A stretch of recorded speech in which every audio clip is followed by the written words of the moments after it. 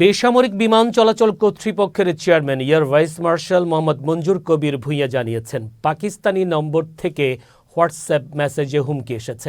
তাই দুটি ব্যাগ সন্দেহ করা হচ্ছিল, তবে তল্লাশি করে কিছু পাওয়া যায়নি। আজ বিকেলে হযরত শাহজালাল আন্তর্জাতিক বিমানবন্দরে বোমা হামলার হুমকির সার্বিক বিষয় নিয়ে সংবাদ সম্মেলনে তিনি বলেন, বাংলাদেশ এয়ারলাইন্সের একটি বিমান রোম থেকে যাত্রা করে ঢাকায় 9টা 20 মিনিটে অবতরণ করে।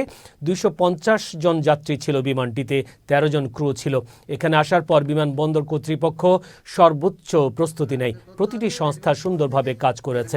যাত্রীদের দ্রুত বের করে 3-4টি লাইন করে দ্রুত চেক করার পর টার্মিনালে নিয়ে যাওয়া হয়। আমরা একটু সন্দেহজনক দুটো ব্যাগ ছিল, দুইটা ব্যাগ আমরা খুব সতর্কতার সাথে স্ক্রিনিং করেছি। আসলে তেমন কোনো কিছু পাওয়া যায়নি, বাট দুইটা ব্যাগে আমরা সন্দেহ করেছিলাম, মানে ইনিশিয়াল স্ক্রিনিংয়ে একটু সন্দেহ আসছিল, তো আমরা চেক করেছি, আসলে তেমন কিছু পাওয়া যায়নি। প্রতিটা জিনিস আমরা খুলেছি এবং যে বড় বড় প্যালেটগুলো আছে সেই প্যালেটগুলো কিন্তু প্রত্যেকটা ওখানে নামানো হয়েছে, প্রত্যেকটা প্যালেট চেক করা হয়েছে, এয়ারক্রাফটের ভিতরে থরো চেক করা হয়েছে এবং শুধু তাই না, যারা গেছে তাদেরকে চেক করা হয়েছে। স্নিপিং ডগ ছিল, প্রত্যেকটা আইটেমসে থরলি চেক করে তারপরে করা হয়েছে। আলহামদুলিল্লাহ তেমন কিছু পাওয়া যায় নাই।